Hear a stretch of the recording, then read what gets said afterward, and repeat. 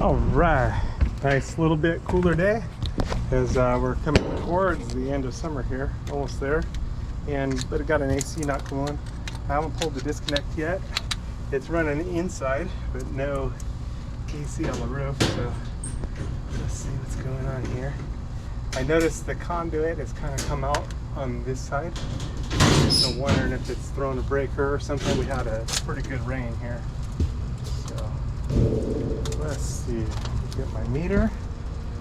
Check it. I think I checked the breakers inside and they were good.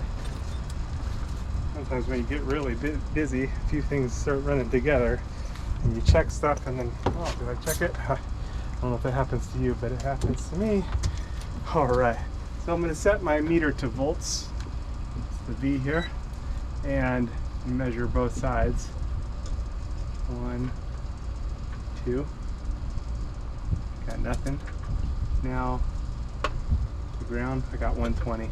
So it means we probably have at 120, but I don't have 220, which means that and see, this is a scary thing. I showed this in a video the other day. Wanted to show it. I was gonna show it again because it's so important. It's so scary that you can test here nothing. Okay, and yet we have voltage. How scary is that? So, no 220, but we do have 120. Now what's happened is basically it's like the equivalent of testing on the same wire. Like, right, if I was to put the leads together and try to take a test, I would read a 0 because you don't have a difference, a potential difference, you see. So when one fuse blows on an AC, that's what happens. And so that's what's happened here, I believe. We'll prove it out here. So I'll pull the disconnect. And now I'm going to set my meter to ohms. This is a continuity test. Do you have a continuous path between 2 points on a line, or a fuse in this case? That one's bad. That one's good. So see, that's why we had 120, we had 110. We did not have 220 because one fuse is bad here. So I'll change that fuse.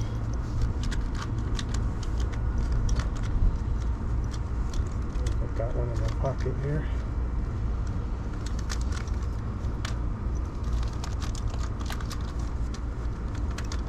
Maybe, maybe not. Yep. Okay. And then we're gonna do so I'm gonna change this fuse that's bad.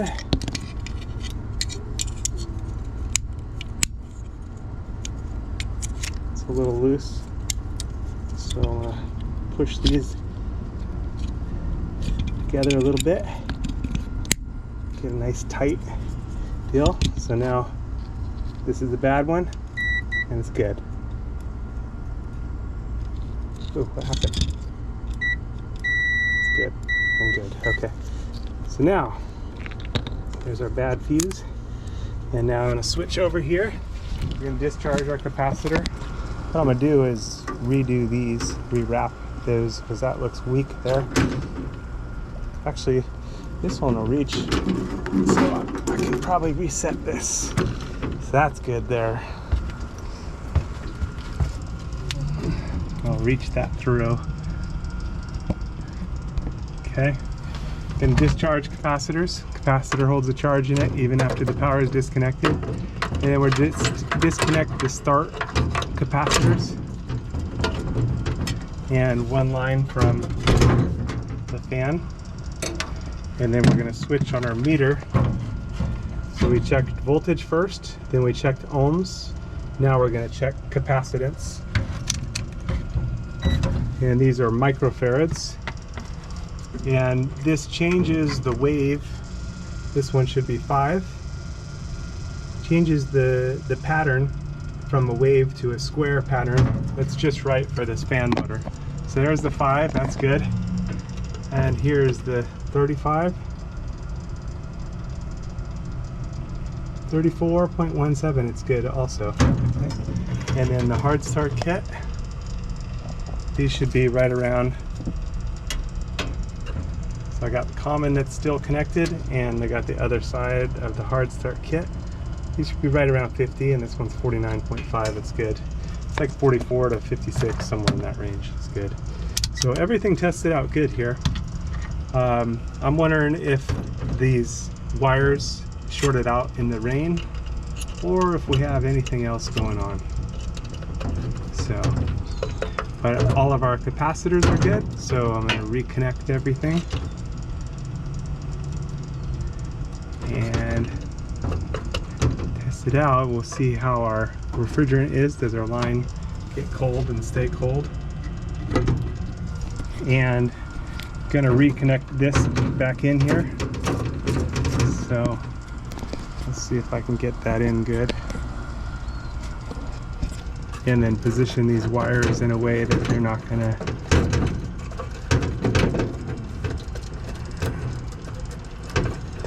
short or anything.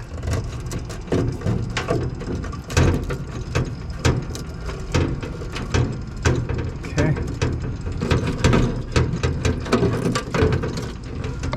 It's not exactly ideal, but there we go. It's in. Okay. Now let's recheck where all these are. Everything looks okay. Everything looks okay. I'm gonna take it so it's not leaning right on the capacitor. Everything looks good. Everything looks okay there. All right, ready to fire it up and see what happens. Let's check up here real quick. Everything looks okay there and there. Okay. These are kind of close.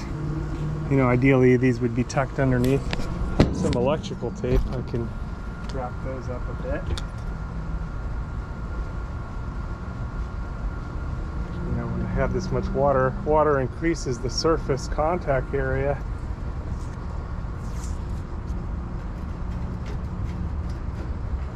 So can cause something. So I'm just going to make that so it's a little bit insulated. It's better than what it was. Ideally we would tuck those underneath, but this is on the roof, so anyway. All right.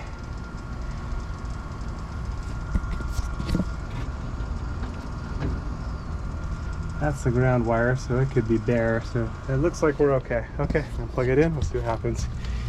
Here goes. All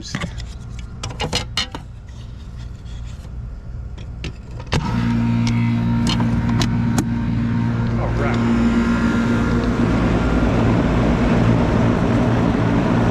Started right up. Nice and chilly.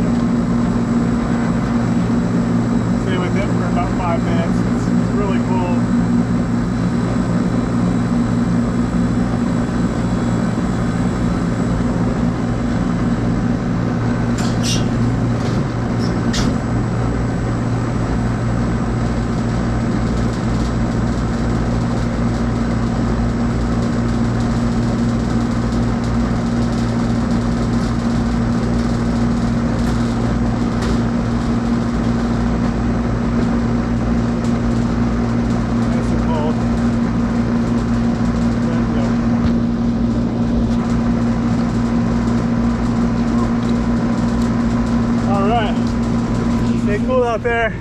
Stay safe out there. I'll take this fuse and throw it away. All right, done deal. Nice and cool. You gotta be ready for the Lord's return. The Lord is gonna come for his bride anytime. Jesus came to seek and to save those that were lost. That was me. We've all missed the mark. Every person's sinned and come short of the glory of God. But Jesus took the punishment that we rightfully deserve on himself at the cross, and he gives his righteousness to those that believe on him. So if you haven't put your trust in him, call out to him to save you. It's a gift of salvation. You can't earn it.